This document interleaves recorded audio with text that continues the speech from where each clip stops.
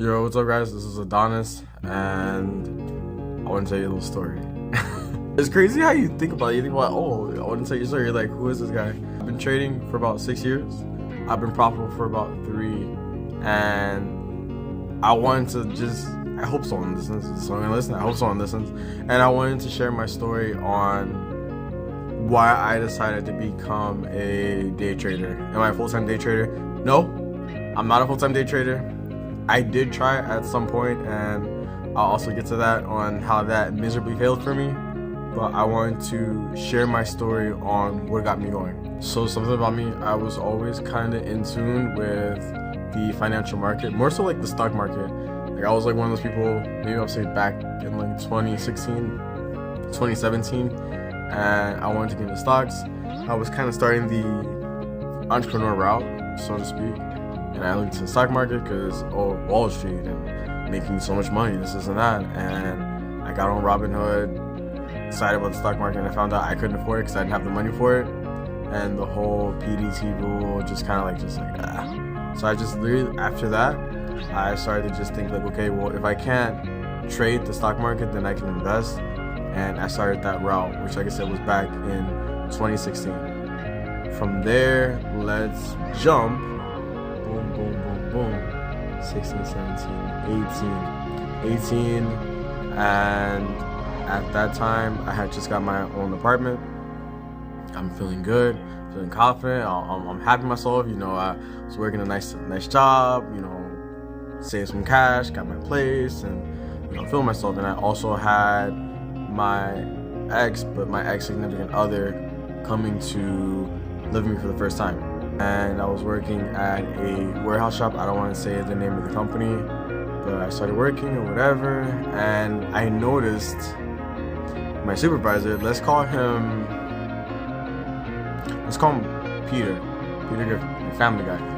That's what he looked like, so we'll call him Peter. So Peter wasn't the nicest, he wasn't the happiest guy ever. He was very, you know, kind of just, you know, a little disrespectful, whatever. And I was, like I said, it was a warehouse, so heavy boxes, moving things, breaking our backs, busting sweats, all that good stuff, right? And I'll never forget this. And what happened was, it was during the holidays, so, you know, Christmas, Thanksgiving, all these things going on, and so we had numbers, we had a lot of volume coming in, we need to get this in, get it out, and things like that, right? And I remember we had this thing like team huddles, and basically that's where the managers and supervisors would talk about, like, we give like updates on how well we're doing, or how many, you know, boxes we got out or shipped out or whatever, however it may be. They will always do this thing where they would say, would anyone like to speak out or say anything? And I would never, like, no one says anything, right? I also remember that they said, hey, because they just opened up this warehouse, and they always said, like, there's always opportunities to grow, there's always room to grow, we're always looking to move people up, this and that. And I at that time, I believed it. Not saying it's not true, but at that moment, I believed in it, right? And I was like, okay, like, I'm gonna, like, you know, say something no one does, let me show, like, these leadership qualities or whatever. And Peter Griffin would see how hard we were busting our butts, and he would never say anything. He would never show his appreciation. He would just expect us to continue on. And mind you, there's people at that time around my age, in my early 20s. There were also people that were a lot older than me. I would say 40s, 50s, and up, and even older than that. And he showed no appreciation. He didn't care. Cool. We had our first break. After our first break ended, we had our huddle. And they went over what we accomplished, what, you know, volumes we did, and things like that, and just like updates about the holidays, etc., etc. And they said, you know, would anyone like to say anything? And I was like, hey, like, I would. And everyone looked at me. They're like, okay, like, what's he gonna say? And I said, hey, I just want to tell everyone that you guys are doing a great job, and it may feel like no one is showing that they appreciate you, but I want to say that I do. And when that happened, everyone just started clapping. Everyone just started clapping. And it was a really, really good moment. I was like, yeah, like, this is pretty good, you know. I'm sorry, Phil. Yeah, hey, you know, like, you know, I motivated people, and that was a great feeling, a great moment. And so after that, we kept working. We had our break, had our second huddle, and after our second huddle, Peter said, hey, I just want to say something, in that I'm proud of you guys.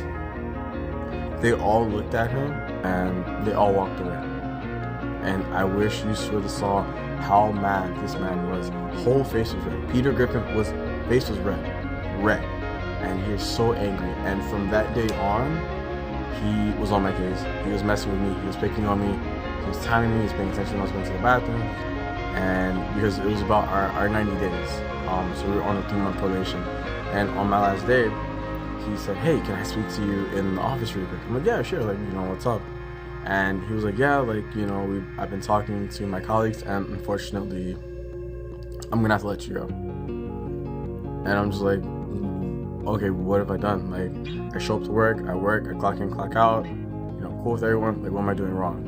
And his thing was, and I'll never forget this, his thing was, I just feel like you don't quite adjust to the team. And he was just saying, I just really feel like you're not made for this role. I feel like you're not a good fit for the team. And it was basically just BS. He just was just upset with that one incident. It's not even an incident. It was a genuine thing. He got upset about it. His ego was crushed. And he said, "Unfortunately, I'm going to need you to turn in your badge." And I kept asking him, like, what did I do wrong? What am I doing wrong? He said, "You didn't do anything wrong. I just don't really think you fit what we have going on." And I gave him my badge. And I remember he smiled and he said, "I wish you the best." And I said, "I don't need your wishes." And I left out. Now I'm jobless. I am not working. I didn't have a job. I was fired. And the most upsetting part was going home and, you know, even that drive home, you're thinking, do I tell my significant other that I was fired? Do I not? And just kind of pretend like everything is fine, and then just like disappear when I'm supposed to work and just apply for jobs and just hustle and put my head down. What do I do? And I got home and I told her what happened. And after we talked and we discussed, one thing about me, I don't roll over and die. I immediately got on my bike and I started pedaling. And I said, I'm just gonna apply for jobs and just keep going. Like, now I have responsibilities. I have an apartment that's a bit pricey. And I have someone that I'm supposed to be supporting, because when someone is moving in with you, you're at the moment, if they're not working, you're responsible for them. I don't want to say this, but it's like you're taking care of a child. You know, you're paying for this, you're paying for that. You're taking this person here, you're taking this person there, make sure that they're good, this and that. And I had that huge weight on my shoulders. So I felt the pressure, and I was like, I gotta do something. You know what I'm saying? On top of my entrepreneur brain working and wiring, I still applied for normal jobs. I still applied for warehouses, factories, because normally those jobs, they will hire you, bring you in quick, you make some decent money, but they work the heck out of you. So I applied for that, and my entrepreneur brain started like kind of going. I'm like, okay, like, what's something I can do with all this free time? How can I make some more money? And I thought about trading again. I thought about trading. I thought about day trading. I thought about these things. And I remember looking it up on YouTube and seeing a whole bunch of lines and graphs and charts and indicators and all this stuff that looked like I don't connect the dots and Chinese, and I didn't know what it was. And I was like, no, like, I'm good, I'm done, like I can't. And I literally cut off YouTube and I just laid back in my bed and I just looked up at the ceiling. And I remember telling myself, you know, when was the last time you ever quit at something? I was like I don't quit, I don't give up. It just looked so, I didn't know what it was, I didn't understand it. And I remember I sat up from my bed and I said, I'm gonna figure this out. I remember cutting on the TV, going to YouTube and grabbing a pen, paper, and went to videos on Forex, and I started just writing and things like that, and jotting down charts and indicators and strategies and doing this and doing that. And from there, I started finding my why, and it was because I needed to provide for someone that I was responsible for. and because someone let me go out of unfairness, and I was like, I'm gonna prove this person wrong. I'm gonna show them that that person made a mistake. You know, I'm gonna make sure he regrets it. And on top of that, I had the pressure of taking care of someone I truly cared about, and that's what got me started in trading. I did eventually find a job. I did start my trading. I put some money in. I did do paper trading at first, and I would say like after maybe like a month or so, I put like $100 in, and it all started from there. Did it go well? No, but that's a story for another time. So if you guys like the video, just go ahead and engage, like, subscribe, all that good stuff, and I would love to make a part 2. So hope you guys like it, and yeah, because I'd love to take you guys somewhere. Peace.